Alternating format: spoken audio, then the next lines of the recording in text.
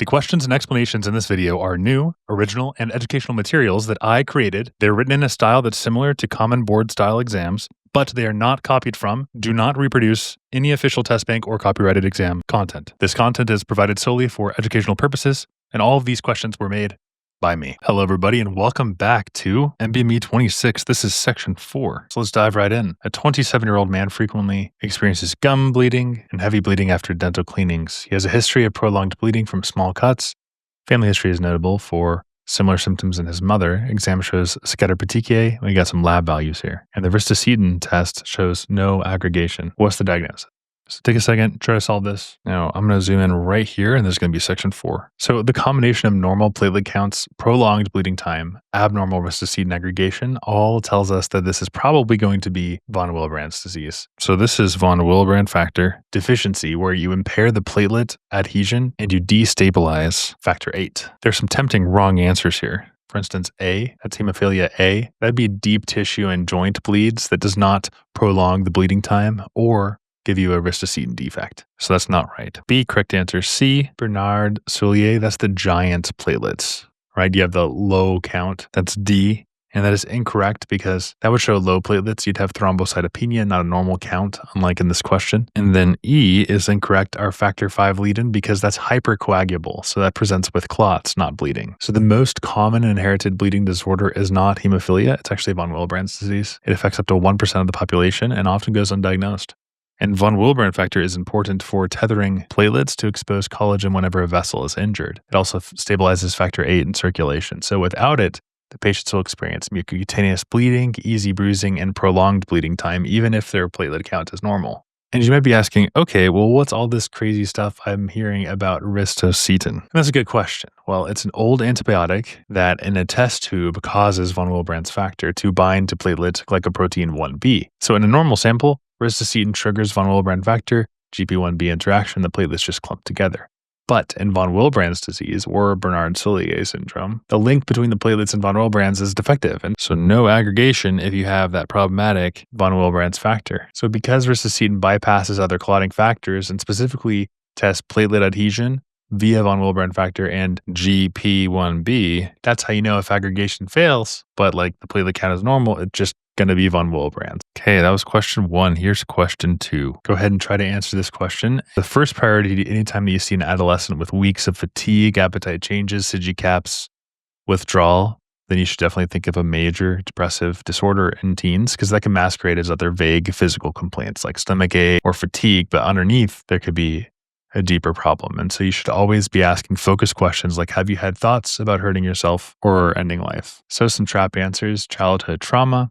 That's a risk factor only. So here they're asking, after confirming duration of symptoms, what's the most critical step? You need to be direct when asking about it. And that's why the answer is C. Dietary history could explain appetite loss, but that's not addressing the imminent harm. And learning disabilities, it's a chronic issue and it's irrelevant to the acute problem. The acute safety is what matters most. And so acute is what matters most.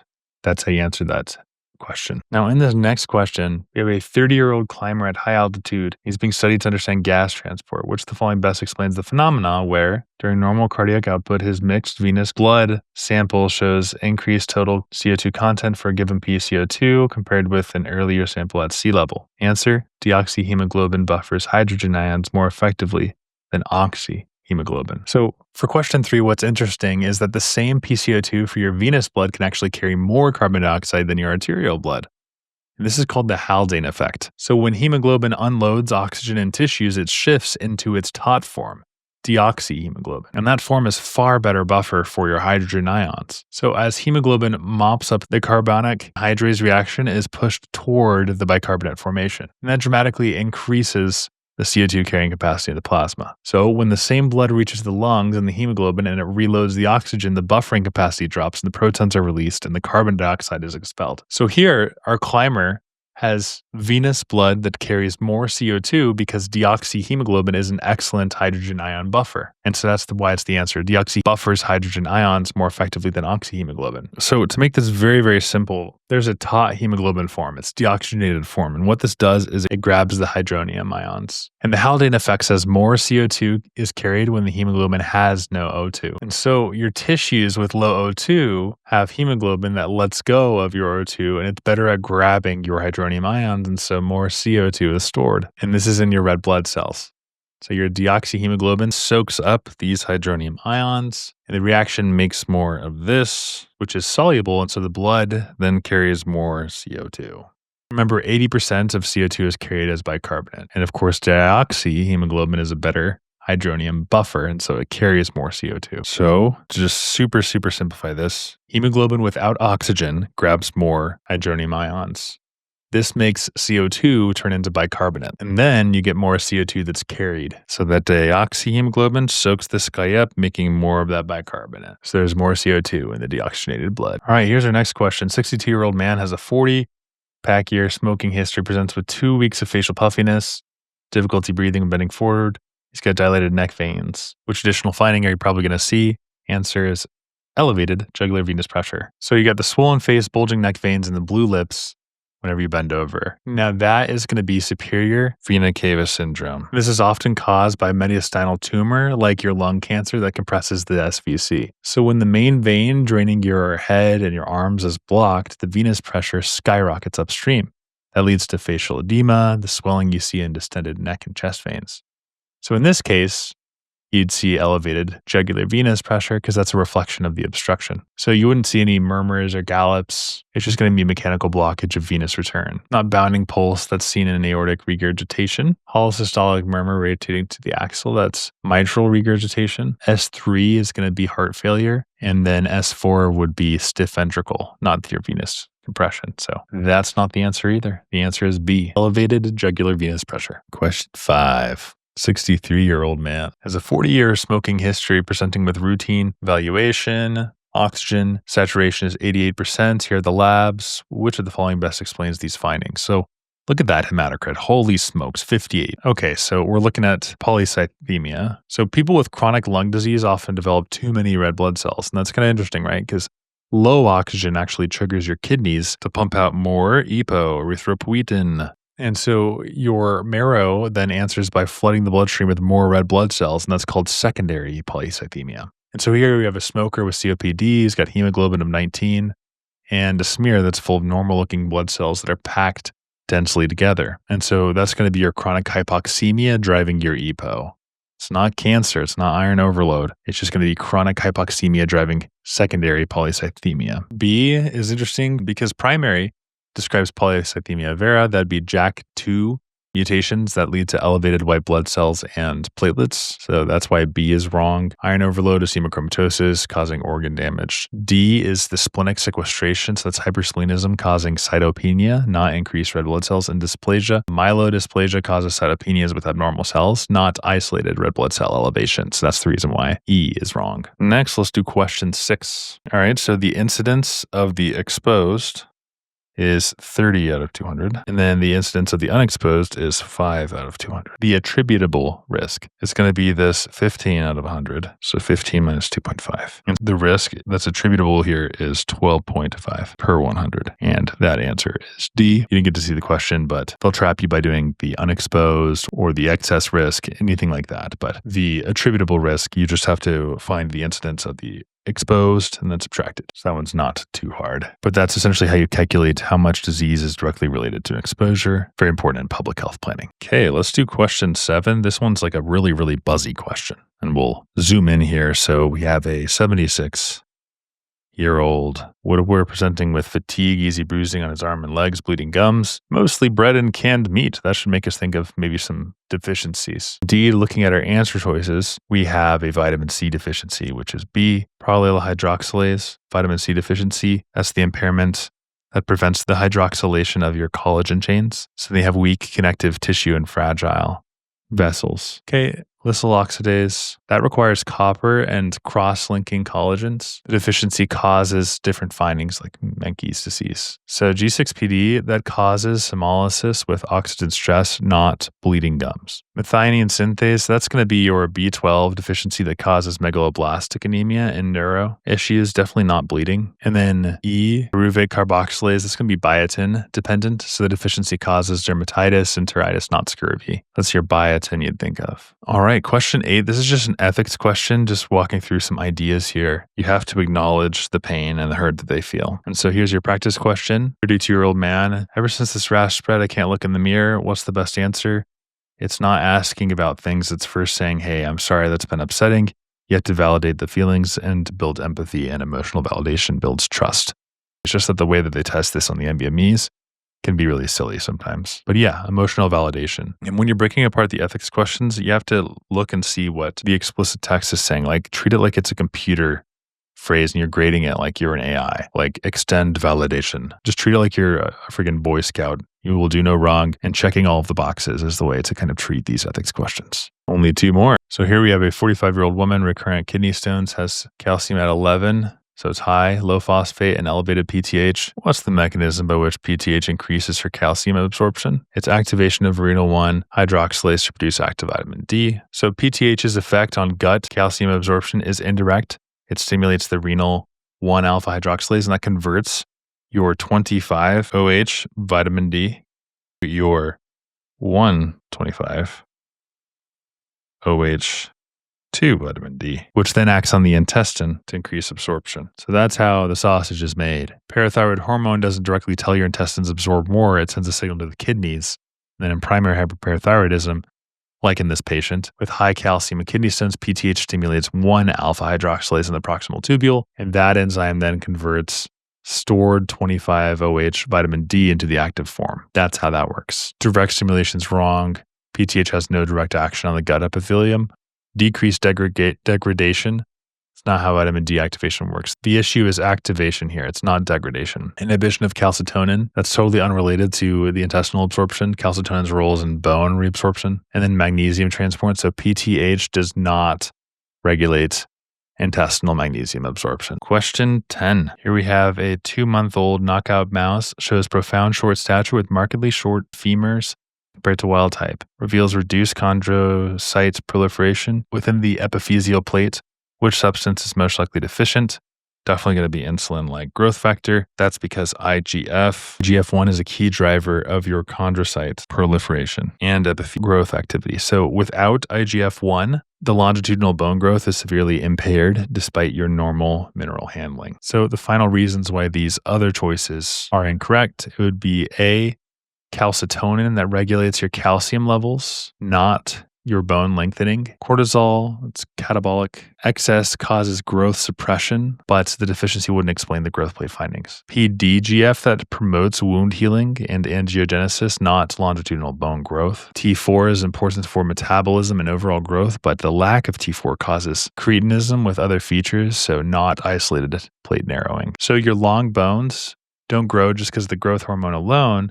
The growth hormone hands it off to another guy, insulin like growth factor or IGF-1. And so in knockout mouse with half-length femurs and narrow epiphyseal plates, the problem isn't the calcium or the thyroid, it's the absence of IGF-1 signaling. So normally GH, growth hormone from the pituitary, stimulates the liver to release IGF-1, which then makes chondrocytes in the growth plate proliferate and stack up that elongates the bone. But without IGF-1, the growth plate stays thin and the bone barely grows. So there you go. There's the first 10. Only 40 questions left and we have finished the entirety of MBME 26. So be sure to like and subscribe and we'll see you guys in the next video. Hello everybody and welcome back. Today we are covering section 4, question 11 of MBME 26. These questions are my own, and this type of content takes a lot of preparation and time to record and edit. So if you want to show your appreciation, like and subscribe, let's get right into it. So here we have a 50-year-old nurse reporting occasional skipped beats and mild palpitations. She recently started taking over-the-counter weight loss supplements containing high doses of caffeine. Her vitals are normal. A 12-lead ECG shows mostly normal sinus rhythm, but intermediate early beats with different P-wave morphology followed by a narrow QRS complex and a brief pause before the next sinus beat. I did my best to draw a little squiggly little cartoon there. What explains these findings? Okay, so early beats that originate from an ectopic atrial focus that creates abnormal P waves with normal conduction through the AV node, causing this narrow QRS. This is premature atrial contractions, PAC. And these guys occur when you have ectopic atrial focus that generates premature impulses that go down the conduction pathway, causing this thing right here, this little narrow guy, the narrow QRS. That's also ventricular contraction. So these are often harmless extra little sparks that show up on half of adults with premature atrial contractions. So when like a latent atrial pacemaker is irritated by something like caffeine or heightened sympathetic tone, it'll depolarize early. That causes the abnormal P wave you see, and then a narrow QRS because the conduction through the AV node remains intact. And so after that ectopic beat, the SA node will reset and it causes the compensatory pause. So hidden P waves, narrow QRS, makes you think of that extra atrial beat. You see the ectopic P wave, compensatory pause, so that the SA node can reset. It's triggered by caffeine, stimulants, alcohol, anxiety, fatigue, hyperthyroidism, causing that ectopic firing, and that pause afterwards is the SA node resetting. Now, I want to make sure this is super duper clear. So premature atrial contractions are extra heartbeats that start your atrium. And they often happen with caffeine and stress, and they're usually just harmless. Now, you often get that early P wave. So the atrial cell fires before the SA node. That makes an abnormal P wave, and the signal travels normally to the ventricles, which causes a narrow QRS. So it'll be like a whoop, super narrow. That's not as narrow as I wanted. And then the SA pause. Now, you might be asking, okay, well, if that's abnormal, what's normal? Well, normally, compared to PACs, your SA node fires first, and that's located in the interatrial septum. And so there's the pause, which is the PR interval that lets the ventricles fill with blood before they contract. Here's your PR segment right here, right there, P wave, PR interval. So here's a really good look at what I'm talking about. P wave duration, PR segment, QRS, this is what's narrow. Your ST interval, this is what's really high yield for step 1. And of course, your QT interval can be prolonged by certain medications. So like I said, normally the impulse spreads to the atria, they contract together. This is part of the P wave. And then the SA node fires again and it starts the next cycle. So the normal rhythm is the SA node. Go back to this view. So the SA node sets the pace. You get a regular P to QRS and then a T with steady intervals.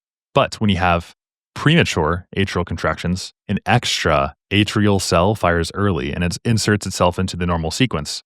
But the rest of the pathway, the AV node, the His-Purkinje's, still works normally, and so the QRS stays narrow. That's what we need to know for this practice question right here, which has a 15-year-old nurse has the skip beats. What explains the findings? Premature atrial contractions. High doses of caffeine instigated it, narrow QRS, compensatory pause. Hopefully that makes sense. Let's go on to the next question 12. All right, so here for question 12, we have a researcher that isolates neutrophils and exposes them to E. coli, presence of various inhibitors. But normal setup, bacteria are engulfed and rapidly killed as a surge of oxygen consumption. Inhibition of myeloperoxidase results in survival of many engulfed organisms despite intact phagocytosis.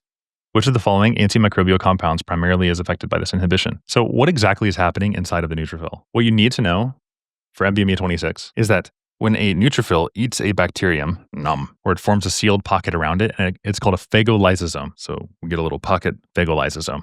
Inside that pocket, the neutrophil unleashes both enzymes and reactive chemicals to kill. So let's zoom in and see this right here. So here's our phagolysosome, and we got it. It's trapped. And so now enzymes and reactive chemicals are going to kill this microbe.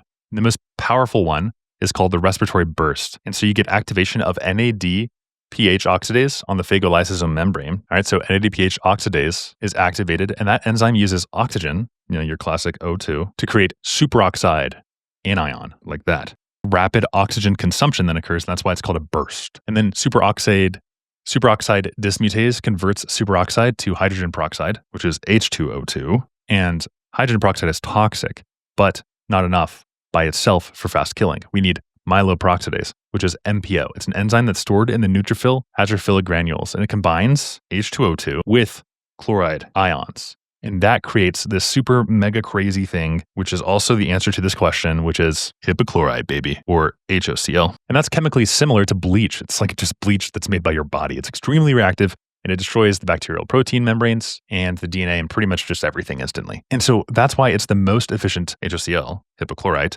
the most efficient bacterial killer that's produced by neutrophils. Now, in this question, we have some other options that are mentioned. You might see bacterial cytal permeability increasing protein, which is known as BPI, and that helps against gram-negative bacteria by disrupting the membranes, but it's not as rapid and universal as hypochlorite. Lactoferrin could also be seen as an answer, and that grabs iron to starve the bacteria.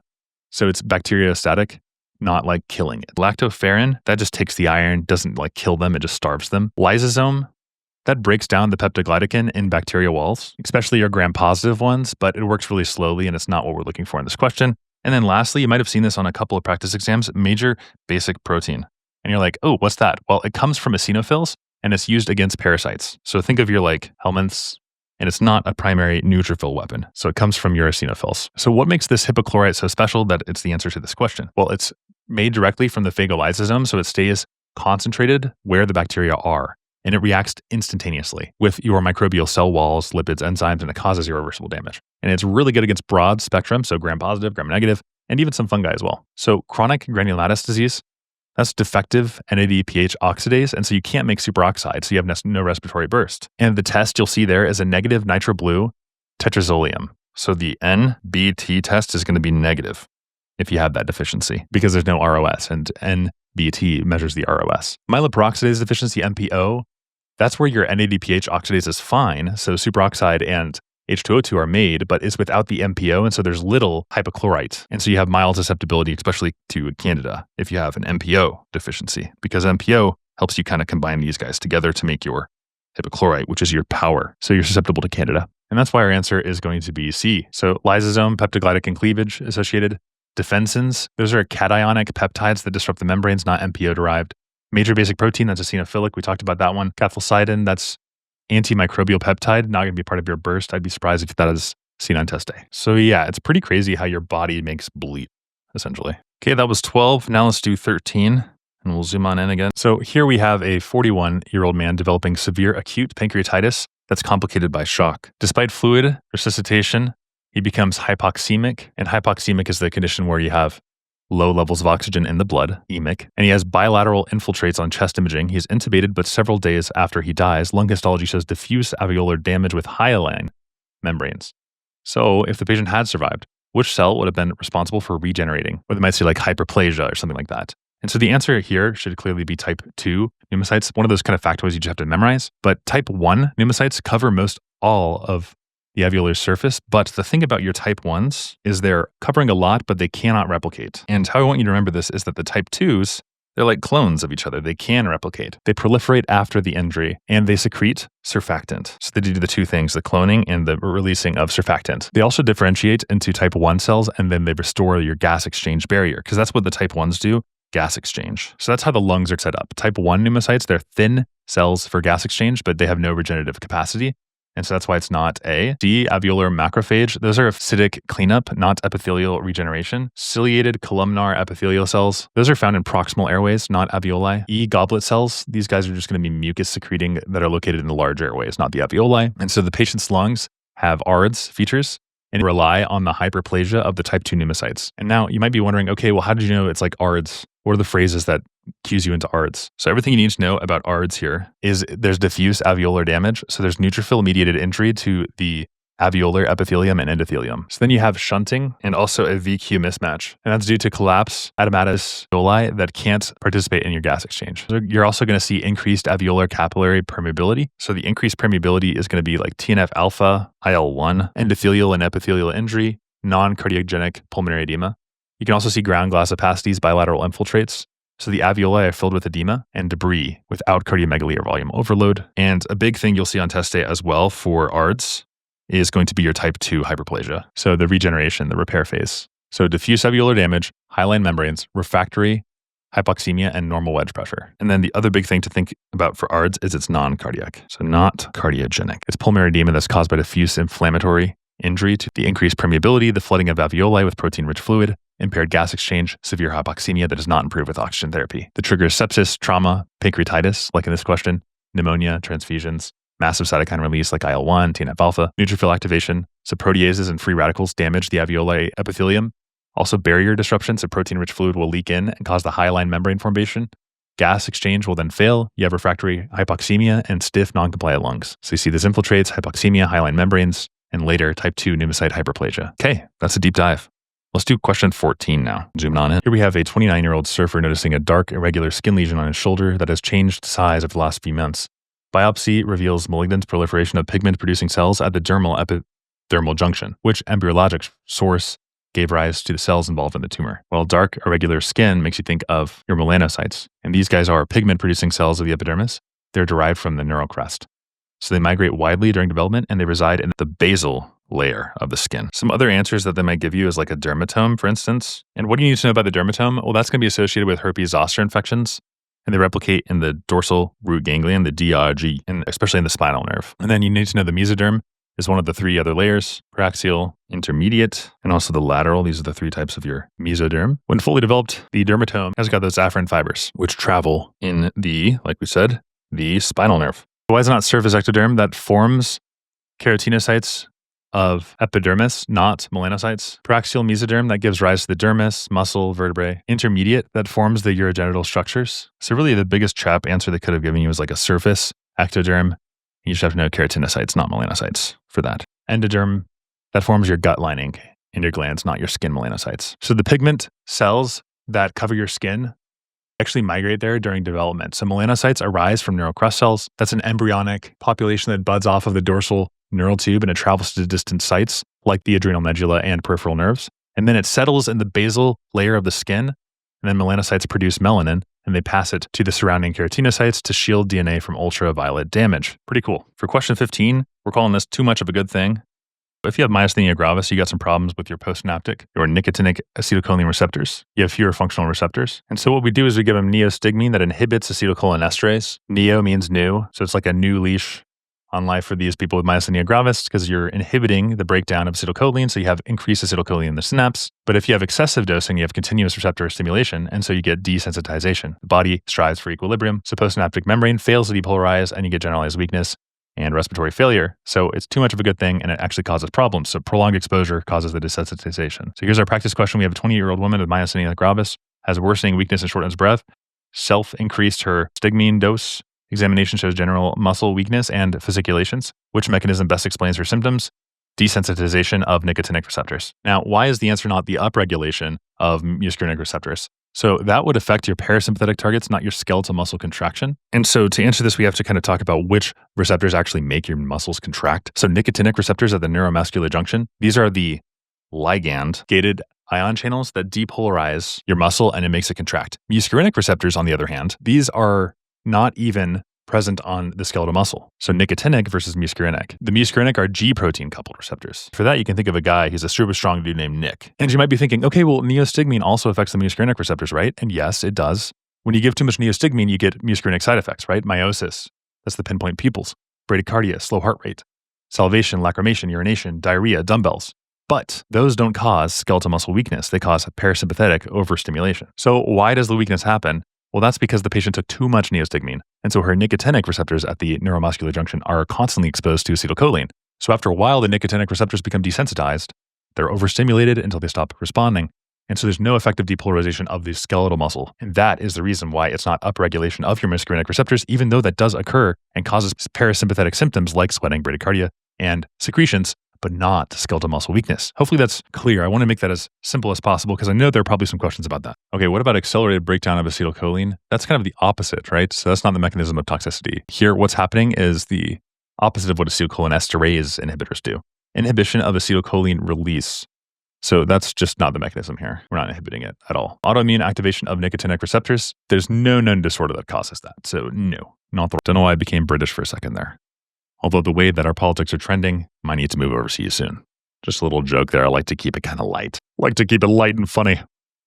All right, let's get groovy. 16. A 29-year-old woman at term undergoes induction of labor. Shortly after oxytocin infusion begins, her uterine contractions become more frequent and stronger. Which intracellular event in uterine smooth muscle is primarily responsible? Okay, so our first goal here is to identify what chemical is going on in its oxytocin, right? Because that is the signaling which increases the cytosolic calcium by opening calcium channel cells. Oxytocin goes, hey, ligand, let's open. Now we get cytosolic calcium. And then we activate your calmodulin MLCK pathway, and that drives your uterine contractions. So why is it not this guy right here? That maintains your resting gradients, not contraction handling. Why is the answer not D? Well, D is voltage-gated chloride channels. That sets the membrane potential, not contraction. And then E, muscarinic receptors are definitely not going to be the target of oxytocin. So basically what oxytocin does is it flips a calcium switch in the uterus starting labor. So when oxytocin binds its receptor on myometrial cells, A G protein coupled cascade opens a ligand-gated calcium channel, and it floods the cytosol with calcium. Calcium then binds to calmodulin, and that activates myosin light chain kinase, and that powers your actin-myosin cross-bridging. All this stuff we learned in college, resulting in the strong rhythmic contractions that move the baby down the birth canal. So the core mechanism here for your adrenals, because that might have been a little bit surprising about the adrenals relaxing things in camp, because the adrenals are usually like, oh my gosh, fight or flight, right? Your beta-2 adrenergic receptors are the dominant beta subtype in uterine smooth muscle. They are GS protein-coupled receptors. That means they activate and stimulate adrenal cyclase. If you have questions on this, I have a video explaining all of the coupling cascades. Then, this increases your cyclic AMP, which is the CAMP, levels inside of the smooth muscle cell, and then the CAMP activates and protein kinase A phosphorylates and inhibits. You're actually going to inhibit the myosin. Myosin light chain kinase is an enzyme that normally phosphorylates myosin light chains, hence the name, allowing your actin-myosin cross-bridging, and which is contraction. So PKA inhibits that, and you have fewer myosin heads that are activated, and so you have less cross-bridge cycling, right? As you contract your muscles, you're moving your myosin chains, and so you have relaxation of your smooth muscle. That's how that works. Now, there are some specifics to the uterus, and I don't want to get too much into this, but uterine specifics are important. The myometrium contracts when intracellular calcium rises, and the MLCK is active. And so beta-2 adrenergic signaling pushes the opposite direction. You have strong inhibition of MLCK via CAMP and PKA. And so the net effect is the relaxation. Hey guys, how's it going? Medications like terbutaline, ridodrine, that actually relax and inhibit preterm labor problems. So you're having a baby, oh my gosh. Well, we have beta-2 agonists like these guys, and they go in and do G-coupled S-pathway stuff where they activate CAMP, activate PKA, inhibit myosin light chain kinase, and that causes relaxation and no baby. And I was just saying, isn't it so crazy how we have evolved over the last 400,000 years from creating fire to now we're creating artificial intelligence and solving the granular chemical problems of preterm labor. Sometimes I am so impressed with the Homo sapiens, and other times I'm like, come on guys. But I digress. For this next question, 17, I recommend you listen to Half-Life by Mogan Heap. Super good song, because we are covering half-life. We have a 70-year-old man with hospital-acquired pneumonia, receiving gentamicin because he's a gentleman, 90 mg through IV every 8 hours. After 3 days, peak serum 9, the trough is 2.6, normal renal function. Which change is achieved? Will best achieve a trough of less than 2 while maintaining an adequate peak. So gentamicin is one of those drugs that's not about how much you give, but when you give it. So aminoglycosides, which is what it is, it kills bacteria based on the high peaks, but toxicity risk comes from the high troughs. And so in this patient, he has a peak of 8.8 micrograms per milliliter, and that's perfect. But his trough of 2.5 is too high. And so that risks nephrotoxicity, which is a problem with gentamicin and aminoglycosides. So since dose determines the peak and time determines the trough, the solution is not to change the amount, but to extend the dosing interval. And so you're moving from every 8 hours to every 12 hours, then you allow more time. So that's 3 half-lives for the drug to clear, which drops the trough below 2. And that's why our answer is C. Keep the dose at 90 every 12 hours, right? So to make it super duper simple for 17, what we need to know is about the dose amount. The trough is about the interval, so the timing. And a half-life of 4 hours means that 4 hours the drug level falls by half, and a high trough means that there's not enough time in between the doses. So aminoglycosides need high peaks to kill bacteria, but low troughs to avoid kidney damage. And so it's too high of a trough. There's not enough time to clear that drug, and so you keep the same dose, but you wait longer time. That's the simplest way that I know how to say it. You can look at the other answer choices. I think we're done for this question. All right, moving on to 18. Here we have a 16-year-old boy with a history of posterior urethral valves undergoing nephrectomy. With worsening renal function, gross pathology reveals a massively dilated renal pelvis with thin, atrophic parenchyma. Which pathological process most likely causes this morphology? And you're going to have to look at these and say, oh my gosh, that looks dilated. And then you have to ask yourself, okay, how is this going to dilate, right? Well, it's going to dilate through chronic outflow obstruction, right? The pee can't get out, so it's going to keep on flooding. And so you'll have the calyces that are dilated because they have the compression atrophy of the parenchyma. So you have distortions that are seen that kind of look like this weird, janky looking kidney. And they're going to try to get you with these trap answers like, but ATN causes, remember we did a practice question on this not too long ago, ATN causes that muddy brown cast, and microscopically, you'd see those muddy casts. And this is gross dilation, so it's not going to be A. ATN was the name of the company for Succession, right? B is the correct answer. C, renal papillary necrosis, that shows the shedding and removal of the papillae, but you would not see the massive dilation. So that really doesn't explain the dilation, and that's why I don't like C for the answer choice. How about D, nephroblastoma? So that's a solid childhood tumor, and so this is just like a solid presentation with a boom, like a mass. And this is not like a dilation. That's described in the question. Fibromuscular dysplasia that affects the renal artery, not the collecting system. So nice try, but it's not E. And so imagine the kidney is like being suffocated under its own backed up urine. Bad way to go. Maybe the kidney loves it, but hydronephrosis. And so in this dude, we got like a nephrectomy, and you can see massively dilated pelvis and calyces with a thin rim of cortex, and that's going to be hydronephrosis. So whenever you see gross distortion with parenchymal, and by the way, what is parenchymal? That's just relating to the functional tissues of the organ. Parenchymal destruction, think obstruction and hydronephrosis as the pathological process. Okay, why is it not some other stuff? Like you might say, okay, well, that's all fine, well, and good, Blake, but like dilation, what if they give me another answer choice that it scares me? Like, I don't know, acute glomerulonephritis.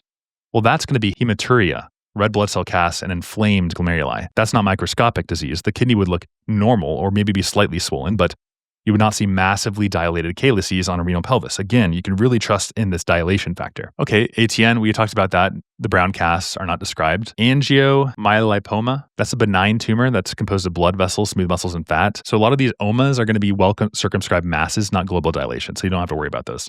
Autosomal recessive polycystic kidney disease, that's going to be multiple small little cysts in infancy and childhood. And so here, you would see numerous cysts, not single dilated stuff. You'd see like, it looks horrible.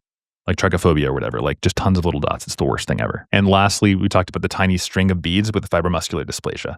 And that's like secondary hypotension, not dilation. And Wilms tumor is going to be a large, solid renal mass in children.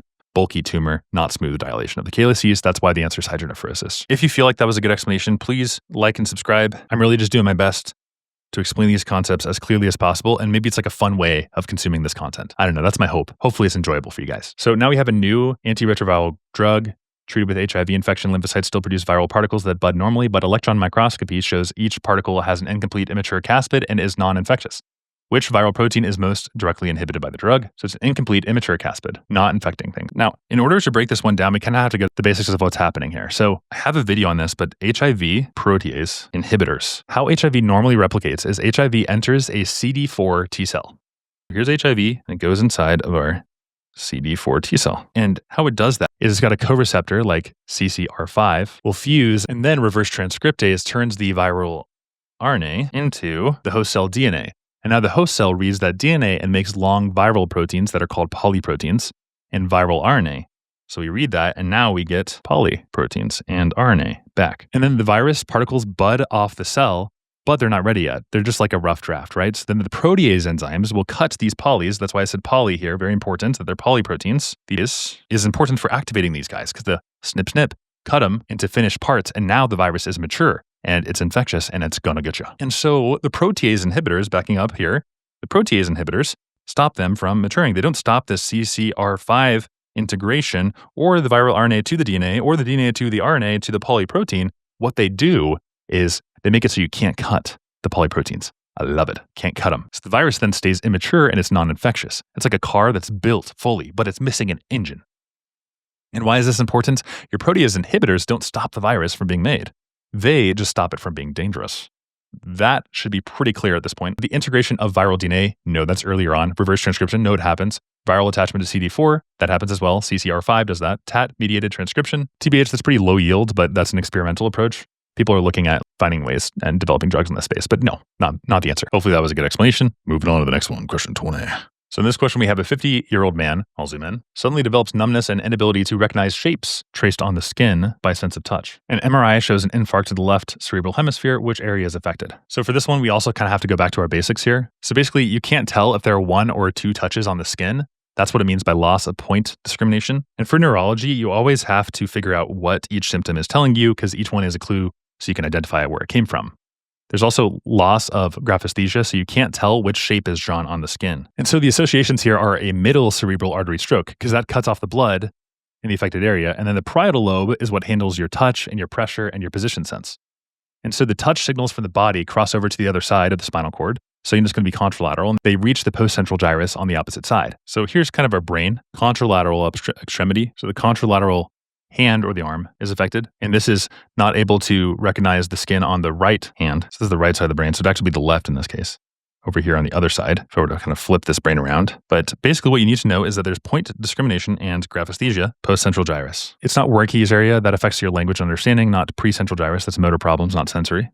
And this is sensory, so we're not in the pre, we're in the post. It's not the premotor cortex that's planning movements. It's not Broca's area, that's speech production. And so now back to our question, so we can choose the right answer here. It's going to be the left lateral postcentral gyrus, because that's still sensory and it's contralateral because it's on the right side. And that's kind of all there is to it.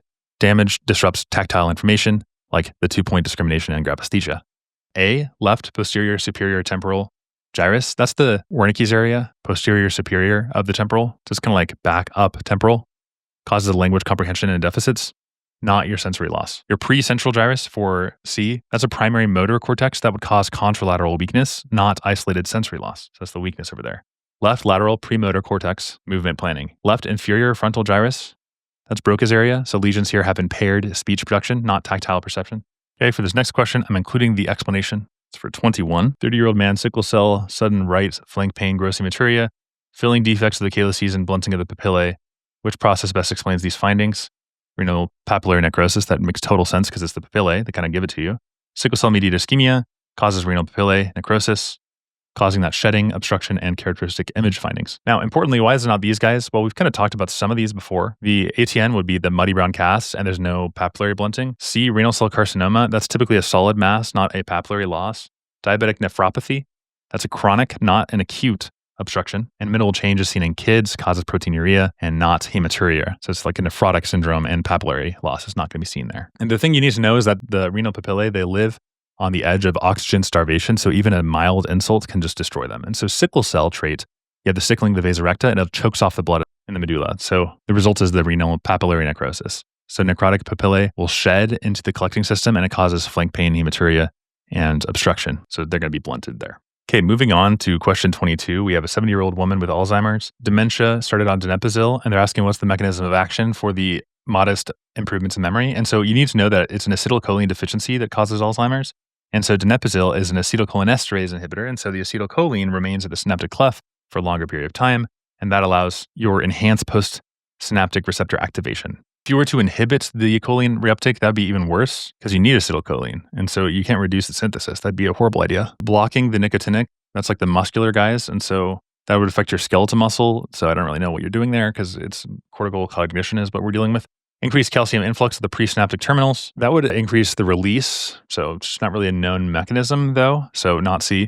D, inhibition of acetylcholine release. Why would you inhibit it? That would further reduce your neurotransmissions. That's not going to help at all. So that's donepezil. Okay, for 23, pretty much all you need to know is secreted by the fat cells, the adipocytes, so you have never enough food. The satiety is gone. So hyperphagia, early onset obesity, leptin mutation. So what they'll do in these questions is they'll ask you to kind of plot they'll have like leptin on the y-axis plotted against like BMI on the x-axis, and normal individuals fall where like the more you eat, the more satiety you feel. But there's one patient who's obese and has a BMI that's far above normal, but then they're going to ask like where the leptin levels are going to be. So you have a lot of fat, so it's going to be in this corner. That's how they'll test you on this. So that's my question for 23 for you guys. All right, for this question, we have a 55-year-old man treated with phenytoin for epilepsy, and they start taking cimetidine for reflux, and 2 weeks later, they have dizziness, ataxia, and horizontal nystagmus. Which pharmacokinetic interaction best explains this? So cimetidine is on your list for a 450 inhibitor. And so you have to know it's sodium valproate. These are inhibitors, so there's less metabolism of the drug. In this case, he needs phenytoin to work for him, but phenytoin is sensitive and metabolized by CYP450, and so it's inhibited by cimetidine, and so you get less of the plasma levels of phenytoin causing those neuro problems. The other C is erythromycin is an inhibitor. Sulfonamides is S. Then you have ciprofloxacin, which is kind of short for all of your fluoroquinolones. O is omeprazole, and that's kind of all of your PPIs are inhibiting. And then metronidazole.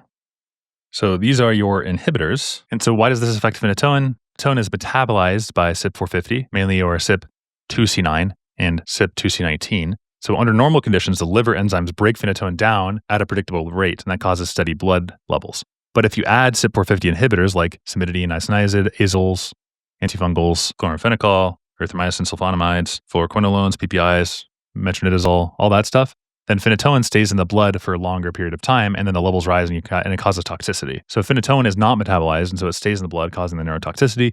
And the toxic effects, as it builds up, will be nystagmus, ataxia, drowsiness, confusion, and in severe cases, you could have encephalopathy or coma. And you also know there are CYP450 inducers. That's the exact opposite, right? They increase the production and activity of CYP450 enzymes, faster metabolism, so the drugs get cleared more quickly. And the way you remember this is with a CRAP GPS. So the C stands for carbamazepine, R stands for rifampin. And the cool thing about I is, it's inhibiting, because these are both kind of commonly put together, I and R. So I is inhibiting and R ramps it up. So rifampin, alcohol. And the interesting is phenytoin itself is an inducer. Theafluvin, phenobarbital, sulfonylurea, or St. John's wort. So there you go.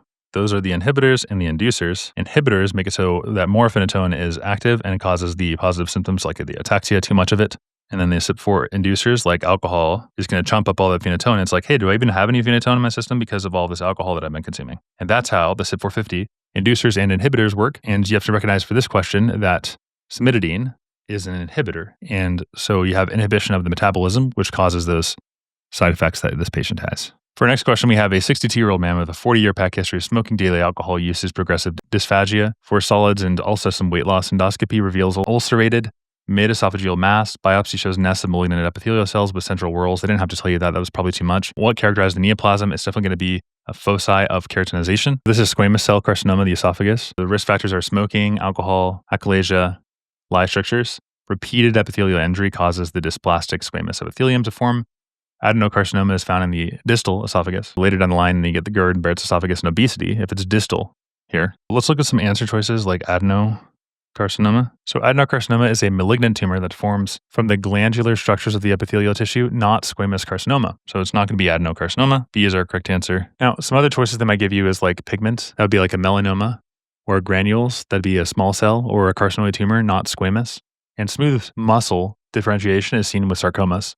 So leiosarcoma is not epithelial tumors. You see an ulcerated mid-esophageal mass in a smoker or a drinker, you should think of squamous cell carcinoma. They form the keratin pearls regardless of the site. It's always squamous cell. So the irritants like the smoke and alcohol drive that. So keratin pearls, whorled eosinophilic structures are important there. Intercellular bridges are remnants of the desmosomes in the squamous carcinoma. So squamous differentiation persists despite your neoplastic transformations. And our chronic tobacco exposure, squamous metaplasia.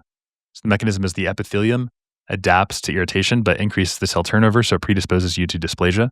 Alcohol use and irritants synergistic carcinogenic effects in the upper aerodigestive tract. So you have that epithelial injury, squamous cell metaplasia, and mutations. They could also show you things like the signet ring, which is diffuse gastric adenocarcinoma, lobular breast carcinoma. And so you should know the proximal is associated with squamous and the lower is associated with maybe adenocarcinomas. So esophagus, more proximal, squamous, and later adeno. Maybe you can remember that by saying, well, the food goes in first. What is the answer? Squamous. And later on, what is it? I don't know. There it is. I drew it out. Squamous, and then I don't know. Okay, 26, we have a different question here. It's a 32-year-old woman, G2P1, evaluated at 14 weeks gestation for persistent first trimester bleeding and worsening nausea. She has no significant medical history. Pelvic ultrasound shows enlarged uterus with heterogeneous cystic intrauterine mass alongside small gestational sac. Beta HCG is elevated.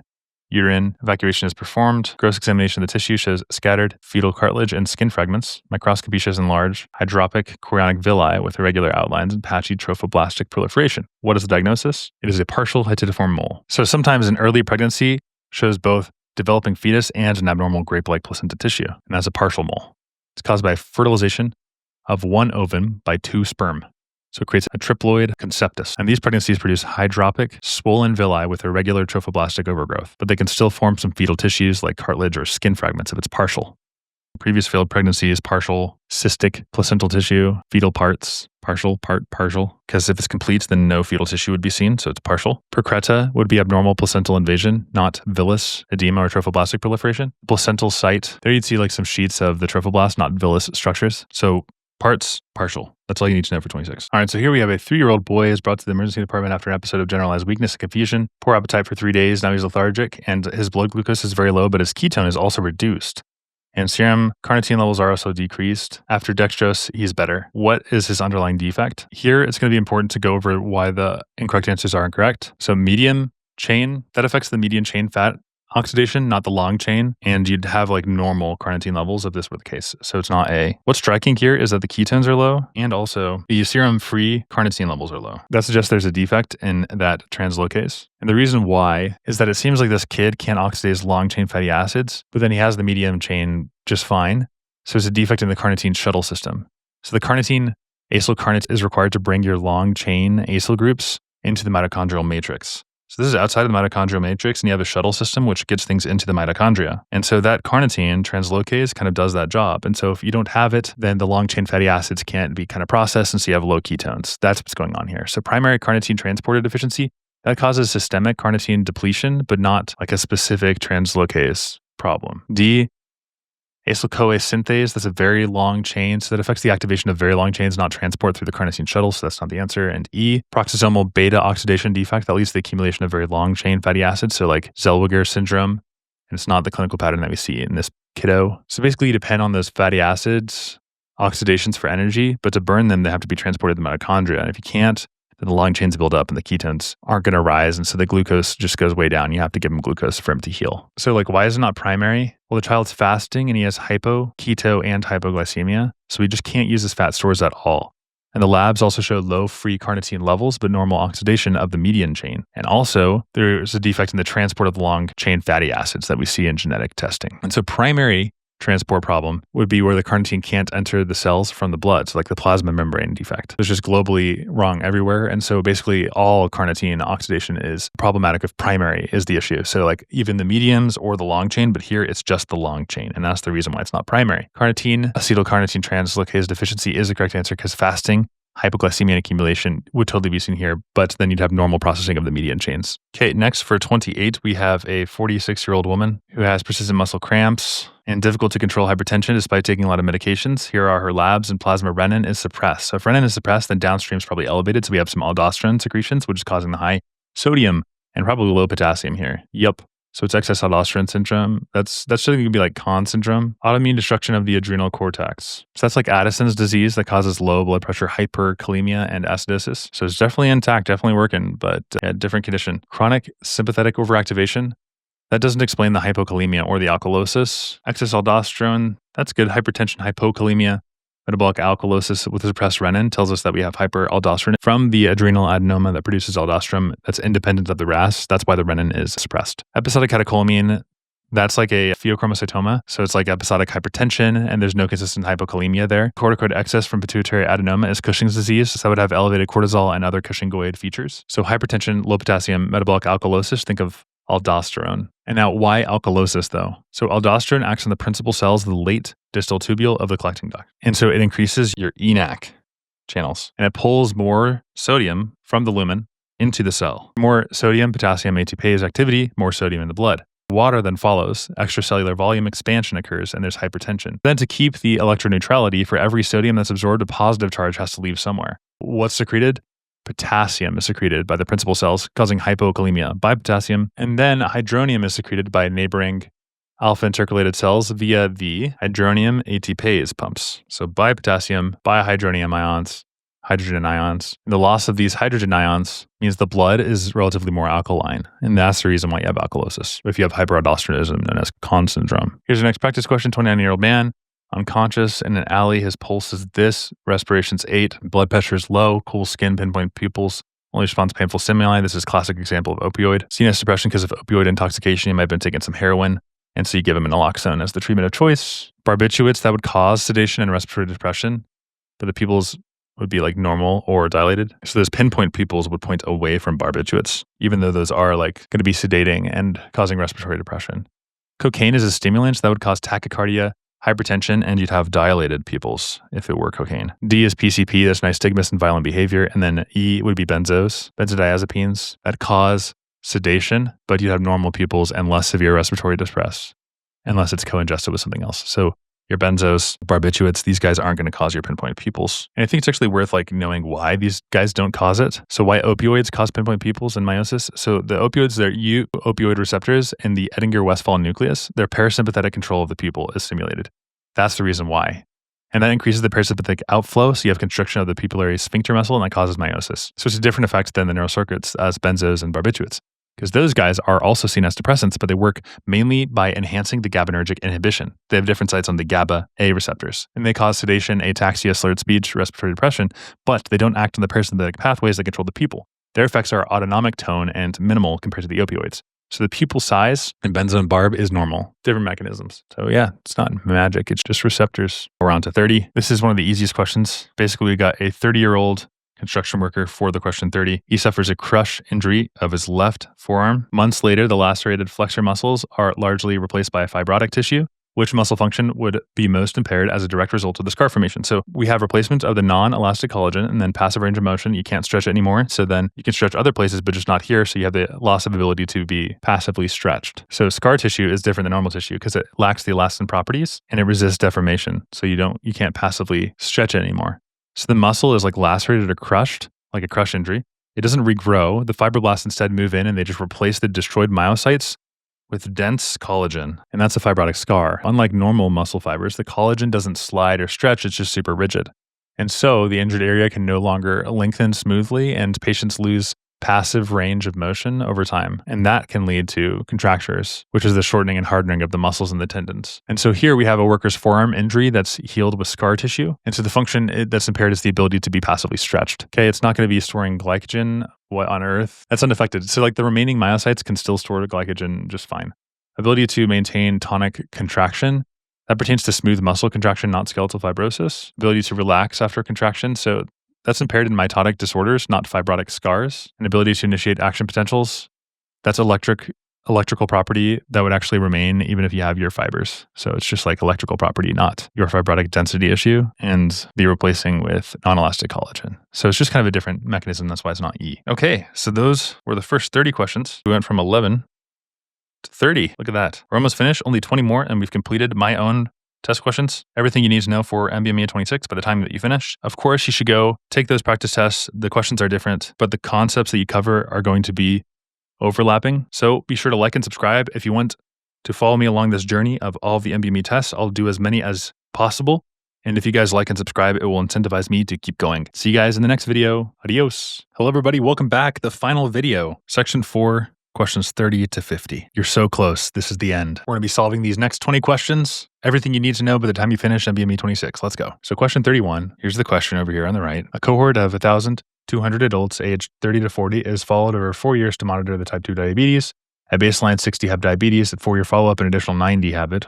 What's the prevalence in this group at the end of the 4 years? So the prevalence is all existing cases divided by the total population. So at 4 years, we have the 60 plus the 90 new, which gives us our 150 out of 1,200. So we just divide that and we get our answer B. The only hard parts you can see in a question like this is they might ask about the incidence, which is the new cases over the population at risk over time. If you want a motion picture over time, then you're looking at the incidence. So that was super simple. Let's do 32. So a 47-year-old woman presents with right-sided neck pain and drooping of her right eyelid after a car accident causing a cervical fracture, meiosis, anhidrosis. Which of the following cord regions contains the sympathetic neurons? So there's a tiny cluster of neurons in your spinal cord that decides whether your pupils dilate or not. When that pathway is interrupted, you get the triad of the Horner syndrome, ptosis, meiosis, and hydrosis. So the sympathetic fibers go from the brain, descending intermediolateral cell column descension, and then they exit the synapse in the superior cervical ganglion. And from there, they ride the blood vessels to control the sweat glands and the eyelids and the pupils. So here's kind of the path. Now, our patient has right-sided ptosis, meiosis, and anhidrosis after neck trauma. And so that's an interruption of the preganglionic sympathetic fibers at the right, because it's right-sided, T1, in the intermediolateral column. Horner syndrome, you think of the sympathetic chain and the vulnerable spots near the lung apex, the subclavian artery, and the cervical spine. So that's why our answer is going to be B, the intermedial cell column at T1. Your C8 to T2 houses the preganglionic sympathetic neurons. Damage those, you get ipsilateral damage. A and E, anterior horns are motor. It's going to be, they block progesterone receptors in the endometrium. Stimulating oxytocin in the myometrium, that would cause contractions, but it would not cause the decidual, refers to the decidual tissue, which is the lining of the uterus, the endometrium, that thickens during the menstrual cycle, or pregnancy to prepare for the potential implantation of the fertilized egg. It's super important in supporting the embryo. So it's not A, because that'd be contractions. B, Cox blockade, that reduces prostaglandins, and that would prevent contractions. C is the correct answer. D, estrogen receptor agonism. That's not going to be part of the abortive regimens. E, HCG neutralization, that's theoretical, but it's not actually used therapeutically. So MIF is a competitive progesterone receptor antagonist. It disrupts the maintenance and primes the uterus for prostaglandin-induced expulsion. Oxytocin, oxytoxics induce labor, but not elective abortion. Prostaglandin inhibits and prevents contractions. And estrogen agonists are unrelated. So normal and early pregnancy progesterone maintains the endometrium, suppressing uterine contractions. Mifepristone blocks the progesterone, so you can't have that maintenance, so it's not ready for it. There's follow-up with misoprostol, and that's a prostaglandin-induced uterine contractions. So you block the maintenance of the endometrium, and then you follow up with prostaglandin-induced uterine contractions. But misoprostol is a different mechanism than mifepristone. And it's that corpus luteum progesterone that maintains the decidua, and the glucocorticoid receptor activity also has partial antagonist effects. Pristone is an antagonist of progesterone, so it destabilizes and primes the uterus. And then misoprostol is a prostaglandin E1 analog, stimulating the contractions to expel the products. And you might be wondering, okay, why does prostaglandin E1 analog make the uterus contract and expel the products? So normally in early pregnancy, progesterone from the corpus luteum maintains the decidua, which is a nutrient-rich, firmly attached mass to the trophoblast and the placenta. And as long as progesterone is active, the cervix stays closed and the endometrium stays intact, but the uterus remains relaxed. And so if we give first, the mifepristone will block the progesterone receptors so the decidua starts to break down and detach. That'll destabilize the implantation site and it'll prime the uterus. And then so the cervix is going to soften and the myometrium becomes responsive to the prostaglandins because progesterone's relaxing influence is gone. So why does misoprostol make contractions? Well, prostaglandins are natural mediators of labor. So prostaglandin E1 analog binds to the prostaglandin receptors in the myometrium, which increases the intracellular calcium in uterine smooth muscle, and that triggers rhythmic uterine contractions that are strong enough to empty the cavity. So mifepristone breaks the decidua, and misoprostol pushes the gas pedal by directly activating uterine muscle to contract. So they use in combination. Break it down, contract. Okay, moving on to 34. Here you have a 3-year-old boy presents with 6 days of fever, red eyes, and a polymorphous rash, and arrhythmias, swollen hands and feet, and strawberry tongue. Cardiac auscultation reveals a gallop rhythm. Without prompt treatment, which of the following findings is most likely to develop? So to answer this question, we got to go back to the basics here. There is a disease, Kawasaki, that is a medium-sized vessel necrotizing vasculitis in children. And this can lead to coronary artery aneurysms. An aneurysm is an excessive localized enlargement of an artery that's caused by a weakening of the arterial wall. And the big buzzwords that you should think of when you think of Kawasaki are fever that's greater than 5 days with a rash, also conjunctivitis and swollen hands and feet and red cracked lips. And the conjunctiva is the mucous membrane that covers the front of the eye and lines the insides of the eyelids. You can also have a cytokine storm, which is an immune reaction where the body releases excessive amounts of a cytokine that leads to uncontrolled inflammation, causing tissue damage in medium-sized arteries. So if you see coronary aneurysms in children, it's a pathognomonic complication. Arteritis weakens the vessel walls, causing dilation and aneurysm formation. This is commonly seen in Asian ethnicity. The mechanism is unclear, but it's higher incidence, so it's likely a genetic immune dysregulation. Aspirin in kids is a rare exception because the benefit, you can actually prevent thrombosis and coronary aneurysms, and it outweighs the risk of Reye's syndrome. And so the pathophys is immune dysregulation causing a cytokine release that causes panarteritis of the medium vessels, endothelial damage, infiltration of inflammatory cells, and then the weakening of your vessel walls. Autoimmune, cytokine, endothelial damage, weakening. And then you get healing with fibrosis, and that can then cause coronary artery aneurysms, and you have a risk of thrombosis and rupture. So you see bilateral, non-purulent conjunctivitis, a strawberry tongue, and cracked lips, edema, erythema of the hands and the feet, risk of coronary aneurysms, and you treat it with intravenous immunoglobulin. So it's a blood product that's made from hemoplasma that contains antibodies. It's used for other autoimmune, kind of immunodeficiencies, helps the body fight infections and regulate the immune system. And you also treat them with aspirin high dose. And yes, we know about Reye's syndrome. So they got a long fever, they got rash, conjunctivae, and they have an S3 gallop. You might say, okay, why is there an S3 gallop in Kawasaki? Well, it causes acute medium vasculitis. And so in some patients, the inflammation extends to the myocardium itself. When myocarditis is present, which by the way is just inflammation of the heart muscle, the ventricle wall becomes less compliant, stiffer, or dilated. So as the blood rushes in during early diastole, it creates a vibration in the ventricle walls. So S3s can be seen in young, healthy people like athletes and pregnant women. In some cases, the ventricle is super large and very compliant, but here this is a pathological S3 sound. Myocardial disease, dilated cardiomyopathy, myocarditis, systolic heart failure. So the ventricle is dilated and dysfunctional. So the filling pressures are high, and there's a rapid deceleration of the blood into a stiff or failing chamber. So it's a similar mechanism. It's rapid filling because of overload or impaired contractility. Okay, A, segmental transmural inflammation of the renal arteries. So the renal arteries, they're trying to get you to think of other vasculitis like PAN, polyarteritis nodosa. That's not linked to this mucocutaneous syndrome here that we see in this child, like the conjunctiva stuff. C, arterial onion skin.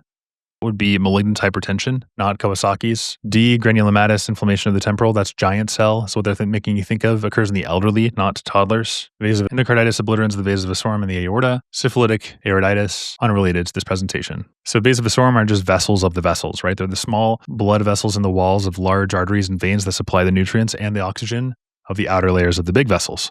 And they're most prominently found in large vessels with very thick walls. And that's where diffusion from the lumen isn't enough. You get the thoracic aorta, abdominal aorta, large veins. So also tertiary syphilis, so trypanosoma pallidum infection. You have an immune reaction, obliterative endocarditis of vasorum, and it cuts off the blood supply to the outer media of the aorta. You get atrophy of the vessel wall, aneurysms. So classically, you get the thoracic aortic aneurysm with the tree bark appearance. Vasorum also has a disruption.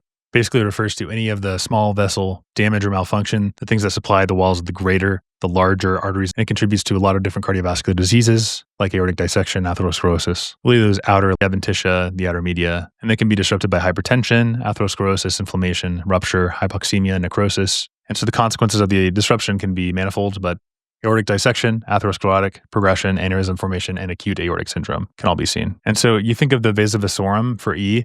On exams, if you see syphilis and aortic aneurysms and tree bark aorta, then you think of obliterative endarteritis of the vasa vasorum. All right, moving on. Our next question, 35. 23-year-old man undergoes an inguinal exploration of the suspected testicular tumor after incising skin and dartus fascia. The surgeon identifies the next fascial layer to cut. This layer is derived from what?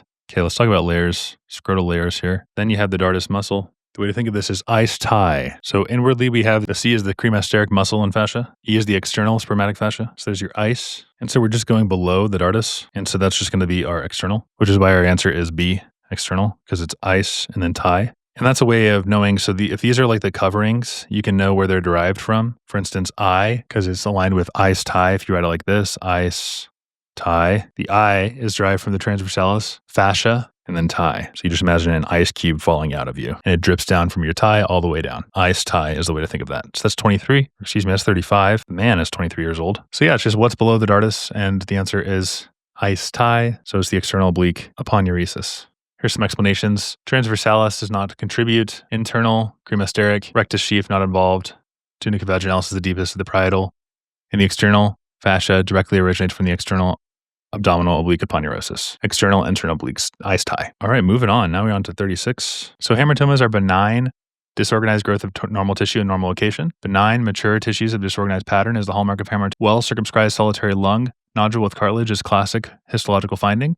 Let's do a practice question here. So we've got a 60-year-old non-smoking woman undergoing CT for evaluation on mild chest discomfort. Imaging has a 2-centimeter well nodule in the left upper lobe. Bronchoscopy is negative for malignancy, and we have mature cartilage, fat, and benign respiratory epithelium in a disorganized pattern, which the following describes a lesion, hamartoma. Now, it's important to realize that not all nodules in the lungs are going to be cancer. One of the most common benign nodules is a hamartoma, so it's a quick, little quirky overgrowth of your perfectly normal lung tissue, and it's just arranged chaotically. On imaging, it often appears like a smooth coin lesion. And you can see it on a microscope. You can see the cartilage, the fat, the respiratory epithelium all jumbled together. And so in this question, the patient's lesion is exactly that. It's just disorganized, but it's benign. It's a collection of native lung elements, and that's the definition of a hamartoma. Non-cancerous growth that's made up of a mixture of cells of tissues that are normally found in an area of the body where it develops, but the cells are just arranged like really abnormally. That's literally the definition of a hamartoma. So next time you see a well-circumscribed lung nodule with cartilage, then think of a hamartoma, not necessarily cancer. And I might be saying, okay, well, why was it not like adenoma, for instance? So adenomas are purely epithelial neoplasms, and they wouldn't contain any cartilage or fat. A choristoma, that's normal tissue in the wrong location. So think like a gastric mucosa in the ileum, but here it's just kind of normal and normal position. It's just disorganized. D, metastatic carcinoma, that would show malignant cytology. And then bronchogenic cyst is a developmental cyst that's lined by ciliated epithelium, not solid cartilage. Bronchogenic, so it's benign. It just looks a little bit weird, and that's all there is to it. Okay, let's go on to 37. All right, 37. A 40-year-old mechanic is brought to the emergency department with confusion, rapid breathing, and visual blurring after drinking an unknown clear liquid from his shop. Labs show anion gap, metabolic acidosis. Fundoscopic exam shows optic disc edema. Which of the following enzyme activities should be inhibited to prevent further production of the toxic metabolite? Okay, so we got a guy who's exposed to paint thinner, and paint thinner contains methanol as a toxic, colorless, volatile, flammable liquid version of alcohol that's originally made by distillation. from wood, now by oxidizing methane. So by itself, it's not super toxic, but when your body tries to process it, then it gets turned into some really bad stuff. So how does the body process or fail to process methanol? Alcohol dehydrogenase is an enzyme in your liver, and it converts methanol to a formaldehyde. And formaldehyde is also colorless, but it's a pungent gas in solution that's made by oxidizing methanol. So we get oxidized, then we get aldehyde, dehydrogenase, then converts formaldehyde, and formic acid is the real problem, because that can damage the optic nerve, cause blurred vision and retinal edema, and optic disc swelling. It can also cause an anion gap, metabolic acidosis. You get confusion, vomiting, and rapid breathing. All right, so why do we care about alcohol dehydrogenase? What's the big deal about this guy? Well, if we could block step 1, right, where methanol stays in its original form and doesn't turn toxic into formic acid, that's exactly what we want. And that's exactly what famotidine does. So there's a drug, legend has it, famotidine. It inhibits alcohol dehydrogenase, and so you don't get that methanol into formaldehyde into formic acid kind of pipeline. So you give famotidine and it stops methanol from turning into toxic products. And you sometimes give ethanol, which competes for the enzyme, in places without famotidine, and use dialysis if it's really severe. So the enzyme that you need to block is alcohol dehydrogenase, because that is what causes the problems with methanol. Got to stop the poison. Right. Man, I can't do it anymore. All right. Here's our next question. 70-year-old man, long-standing hypertension, type 2 diabetes, is evaluated for sudden left-sided weakness. Neurological exam. Neurologic exam reveals dysarthria, left facial droop, left hemiparesis, sensation and visual fields intact. What's the most likely pathological process? All right, so he's just got a weakness, but there's no sensory problems. And so the internal capsule is going to be involved. So here's our brain, frontal lobe, corpus callosum, lateral ventricle, fornix, all that good stuff. Here's our caudate nucleus, globus, and putamen, and the thalamus, and the caudate nucleus. So there's the head, there's the tail. So we have a pure motor stroke. And if there's long-standing hypertension, like this guy has, then it'll lead to lipohyalinosis and atherosclerosis that causes a lacunar infarct. And here we have our lacunar infection. Our lacunar infarction is what you get when you get a small blood vessel that gets blocked. You get tissue damage. Weakness and paralysis are seen. You get the motor deficits. So the way to break this one down is we got a tiny deep stroke from years of uncontrolled hypertension, and it causes like a thickening and a scar in the small penetrating arteries. And when these arteries through the internal capsule are closed off, then you knock out the corticospinal and corticobulbar fibers. And that's a pure motor weakness in the opposite side of the body. And you have no sensory loss or cortical signs. So there's no sensory loss or cortical signs. And so here our patient has a long history of hypertension and an isolated right-sided weakness. So it's going to be a lacunar infarct of the internal capsule. And so the process is going to be hypertensive, lipohyalinosis, and also small penetrating arteries. So it's going to be B. Okay, why is it not A? Carotid embolus. So the affected side is contralateral to the infarct location in the brain. And so you have difficulties with muscle activation, functional movement, and coordination. You can also have sensory defects because it affects the somatosensory cortex, or it can. That's located in the parietal lobe, causing various sensory defects on the side of the body that's opposite, contralateral to the lesion, and also gaze deviation, conjugate eye deviation, that's sustained shift in a horizontal gaze, and that's well-recognized finding of acute strokes in about 20% of the cases. And so toward the lesion, if it's a stroke affecting the frontal eye part, and away from the lesion is a lot less common, that's a conjugate eye deviation, can be contralateral, like a brainstem stroke that affects the paramedium pontine reticular formation, but typically it's toward the lesion in terms of the deviation when we're talking about a cortical stroke. But alas, not the right answer. C, thrombosis of a posterior cerebral artery. So PCA thrombosis, that causes a visual field cut, not isolated motor defects. D, hypoperfusion of ACAMCA. So that's a border zone hypoperfusion. That's bilateral proximal weakness in hypotensive states. And then rupture of a saccular aneurysm. That's going to be thunderclap headaches, not hemiparesis. So that's why the answer is B. All right, 39, this is a good question. But first I have to kind of draw the sad pucker mnemonic here. So U stands for ureter, C is the colon, K is the kidney, E is the esophagus, and R is the rectum, partially. So here we have a 50-year-old man with chronic pain with sudden severe abdominal pain and vomiting. Exam shows diffuse tenderness with guarding. T shows streaks of free air in the retroperitoneum. Which of the following is most likely the site of the perforation? It's retro, so which one's retro? It's going to be the second portion per our sad pucker mnemonic. So retroperitoneal air implies perforation of the retroperitoneal organs, right? So the second to fourth part of the duodenum are retroperitoneal. Gastric antrum, very much intraperitoneal. That would show free air under the diaphragm. So it's a pneumoperitoneum, not retro. The ileum is also intra. Sigmoid colon is intra. Esophagus gives mediastinal air and chest symptoms, and it's not isolated in the abdominal retroperitoneal air. So it's just going to be B. All right, so that's 39. Now on to 40. 10 more questions and we're done. Here we have a 4-year-old boy has a developmental delay, hepatosplenomegaly, and coarse facial features. Labs show markedly increased multiple lysosomal hydrolases in the blood. Biopsy of fibroblast shows cytoplasmic inclusion bodies. Which of the following is most likely the mechanism causing these findings? Okay, so for this one, let's talk about some basic mechanisms. There is a disorder that's known as I-cell disease. It's not what you get when you watch too much YouTube and you don't have a girlfriend. That's in-cell disease. This is when you get mucolipidosis 2 because it's defective. And then the lysosomal enzymes are not delivered to the lysosomes. So it's like an Amazon package that didn't arrive, like the case for my AirPods that I ordered 2 weeks ago. Instead, these enzymes are secreted extracellularly, and lysosomes accumulate undegraded material, and you get coarse features like skeletal defects and also failure to thrive. So you'll see I-cell disease will present with coarse facial features. You have joint contractions, developmental delay. Those are all hallmarks of a lysosomal storage disorder. And this is because you get an undegraded macromolecule that builds up in many tissues and it distorts the growth and organ function. And you also get increased lysosomal enzymes in the plasma. So the enzymes made normally, but secreted rather than targeted. And so like the default pathway is exocytosis. All right, 5%. So we got to finish this. Hurler syndrome phenotype has overlap with this. Hurler has specific, you probably know, alpha L, ironidase deficiency, and I-cell has a global misrouting of enzymes. Autosomal recessive inheritance is defective. You have the N-acetylglucosamino 1 phosphotransferase gene. So without the phosphotransfer, you get no tag. And so the pathophys, the Golgi, normally adds these M6P tags to the lysosomal hydrolase. But in I-cell, it's defective. You get no tag. And so the lysosomes lack hydrolases, and they build up glycosaminoglycans and lipids and inclusion bodies. This leads to growth failure, skeletal dysplasia, and organomegaly. So he's got developmental delay. He's got all those things, coarse features. So that's already cueing us into I-cell disease. And we have this inclusion bodies as well. So it's that mannose tagging that has gone haywire. So that's the answers A, B, increased degradation. The enzymes aren't destroyed. They're just misdirected. Storage of lysosomal enzymes within the cytoplasm. They aren't retained, they're actually secreted, so no. Deficiency of the cytoplasmic protein synthesis. Enzymes are made normally, they're just not tagged correctly.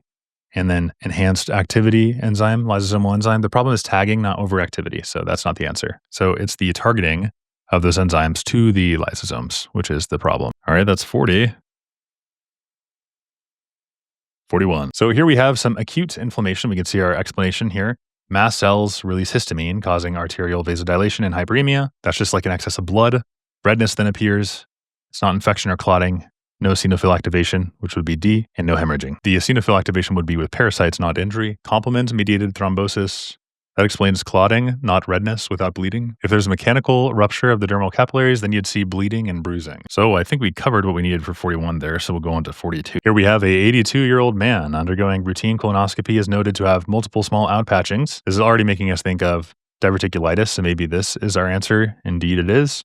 Intraluminal colonic pressure. Biopsy shows mucosa and submucosa without muscularis forming the pouch wall. So diverticulosis is when you have a false diverticula that's caused by high segmental pressures that force mucosa and submucosa through the muscular defects. It's not due to anything abnormal. No atrophy, no neoplasia, none of that stuff. However, it is good to know what these answers are referring to for confidence on test day. So A, abnormal embryology. That would not cause any congenital diverticula. Atrophy.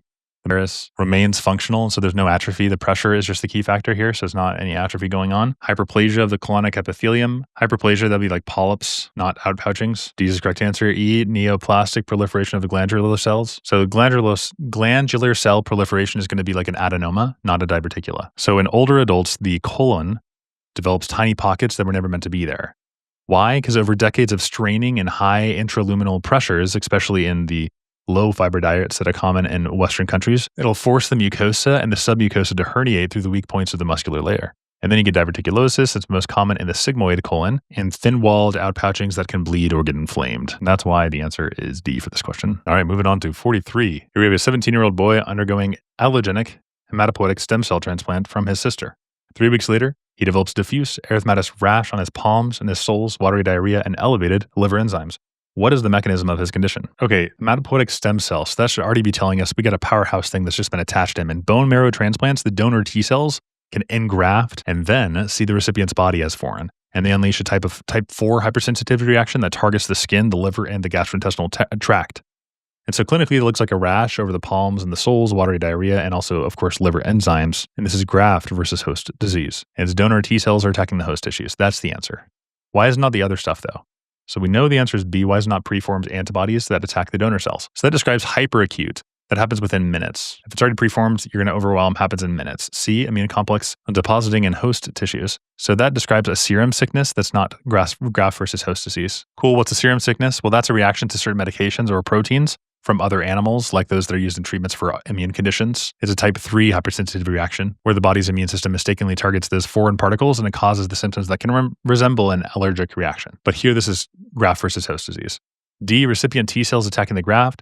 That is an acute rejection of a solid organ. And the key here is that this is a bone marrow transplant. And so no, it's not the answer. E, complement activation, also hyperacute, not going to be graft versus host disease. So just to know all these transplant rejection stuff, because it's really high yield and very important. Hyperacute, that's minutes to hours. That's when you have your preformed antibodies. So think you're like your IgGs against the donor antigens, like ABO, HLA, and this is a type 2 hypersensitivity because it's complement activation causing the thrombosis and ischemia. Histologically, you see fibrinoid necrosis, thrombotic occlusions of the graft vessels, and clinically, you see immediate graft dysfunction, mottled cyanotic appearance. So key example is the kidney transplant into recipient with pre-existing antidonor ABO antibodies. The second one you need to know is acute cellular rejection. So this can be days to weeks, whereas this one's hyperacute. This is days to weeks. And this is typically a type 4 hypersensitivity. You see lymphocytic infiltrates, and you can also have inflammatory changes to your vessels. You also see a rise in creatinine, so renal graft, and signs of dysfunction. So for prevention, you're going to use calcium urine inhibitors like tacrolimus, cyclosporin, corticosteroids. And then we have acute humoral antibody-mediated rejection. So that's days to weeks. But that's where you have host antibodies that form after exposure to the donor, and that could be a type 2 or type 3. So CD4 deposition occurs in peritubular capillaries like the kidney and neutrophils in the microvasculature.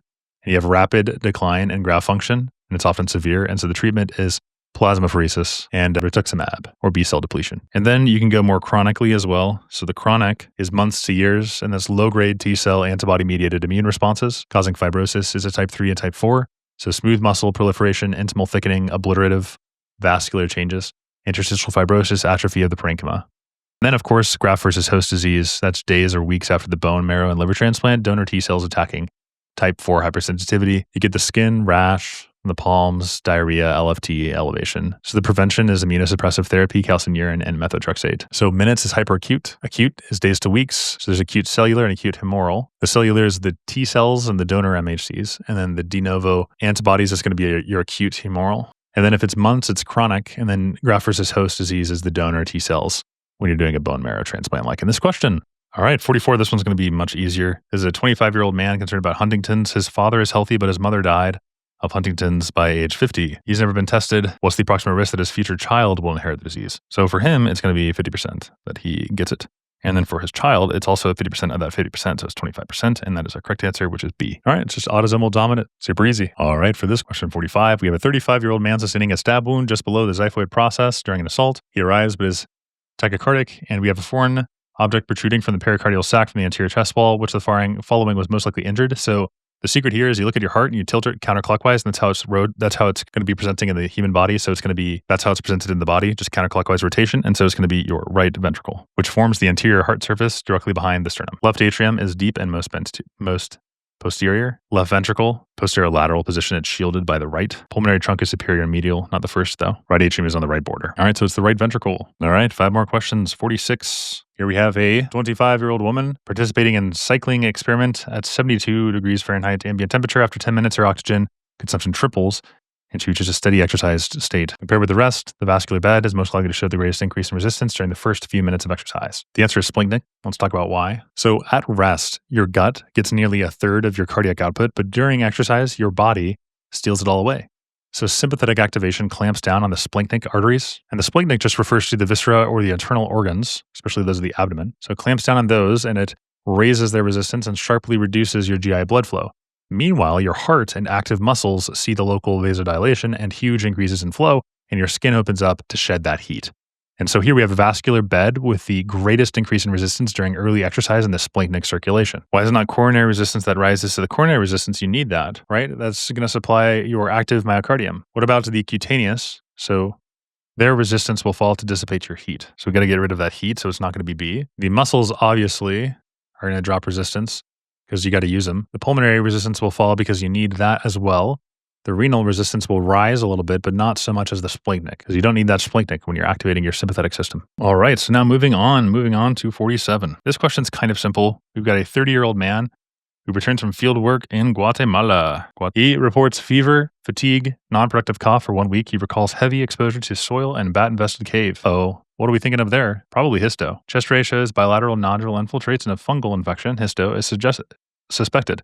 Organism is dependent on which mechanism. It's going to be the macrophages because it's histo. It allows dissemination and immune evasion. So here, histoplasma capsulatum is the fungus that you inhale from a bat-infested cave, and it hides inside of your own immune cells. Once you inhale it, the spores convert it to yeast, and it lives within the non-activated macrophages. That's where it evades destruction there. That's why patients who are exposed to bat or bird droppings can show reticular nodule infiltrates on imaging. Basically, the reticular pattern is the fine line pattern, and the nodular pattern is the small dot pattern. So yeah, that's the answer. And the reason why it's not A, that would be your thick capsule is going to be Cryptococcus neoformans. So it's not that. Hyphae at the body temperature. So that's Candida albicans for switching your phenotype.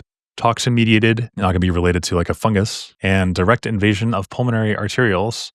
That's seen in angioevasive molds like Aspergillus. And you might be wondering, okay, well, how do you know that the toxin-mediated epithelial injury is not going to be the answer? So toxin-mediated injury refers to organisms that secrete specific toxins to damage the host cells. So Corynebacterium diphtheriae releases diphtheria toxin that halts protein synthesis, or Vibrio releases cholera toxin that drives the secretory diarrhea.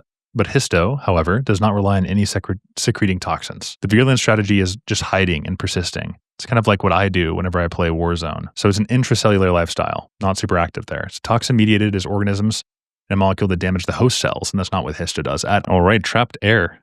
Obstructive lung disease. That's when you have that lowered ratio due to the airflow limitation, and COPD is a type of that. So our question, we have a 60-year-old man with a 30-pack history. He obviously has COPD. Look at that, 60%, and that's 55%. Which of the following is most likely diagnosis? Easy, chronic obstructive pulmonary. That's like the world's easiest question. Not going to labor on this one. Idiopathic pulmonary fibrosis. That's restrictive. So you have a decreased total lung capacity, and you would have a higher FEV to FVC ratio. That's the right answer. Pleural effusion. That's also restrictive. On spirometry, it's not obstructive. In fact, restrictive here is obviously restrictive pulmonary hypertension. That doesn't even produce obstructive changes on spirometry at all. So yeah, COPD, up to 80% of the small airways can be damaged before symptoms ever even show up. So you have the distant heart sounds because the sound doesn't travel well through the overinflated lung tissue. So decreased heart sounds, COPD. Oh my goodness, we are on the last question 50, the last one. So a 59-year-old man has had pruritic red scaly patches on his thighs and lower back. Emollients and topical steroids provide little relief. Exam shows thin, wrinkled erythematous on the sun-protected skin. Lab reveals eosinophilia and elevated IgE. Skin biopsy demonstrates atypical lymphocytes with cerebriform nuclei infiltrating the epidermis. Malignant transformation of which cell type explains this finding? So this is a rash that's actually a lymphoma. So you have mycosis fungoides. That's a skin lymphoma that's made of T cells. And it shows a red, scaly, itchy patch that slowly grows and thickens. So that red itchiness really gives it away in the sun-protected areas. It's mycosis. And mycosis is just basically saying a disease caused by infection of a fungus, like a ringworm or thrush. And fungoides, that's just a cutaneous T-cell lymphoma. It's a cancer that affects the skin. You get the patches, the tumors, misdiagnosed for eczema and psoriasis in its early stages all the time, but it progresses slowly over many years. And it's often in areas that aren't exposed to the sun, like the butt or the thigh or the underarms. And that's how you can really kind of spot it. You're like, wait, that's not the sun. Common symptoms are itchiness, rash, formation of patches, tumors. Starts with patches, then plaques, and then tumors. So treatment depends on the stage, but topical, phototherapy, radiation. It's generally not curable, but you can generally live with early stage disease and have a normal life. In fact, in a normal lifespan too, especially if you have effective treatment. So early diagnosis is super crucial for your outcomes. Basically, T cells in the skin cause long-lasting rash and plaques. So your T cells in the skin start growing out, and they invade the top layers of the skin, and they're itchy, and you have plaques and tumors for over years. Malignant T cells, abnormal T cells. So they're going to get, on the test day, there'll be like a really long history. So 59-year-old man, scaly patches for 5 years, wrinkled in the sun-protected areas. That makes you think of T cells. This is lymphoma from the T lymphocytes. So it's mycosis, which again just is a disease by a fungus, fungoides, and that happens because the T cells in the skin become cancerous. All right, folks, that's everything. We did it. That is the entirety of NBME 26, everything that I think you should know. These questions are not the actual MBME questions. They're just what I think that you should know. So definitely go out and take those exams. And I think you should be in pretty good shape after having finished this video series. To have fun and like and subscribe. As always, I have been Blake, and we will see you guys in the next video.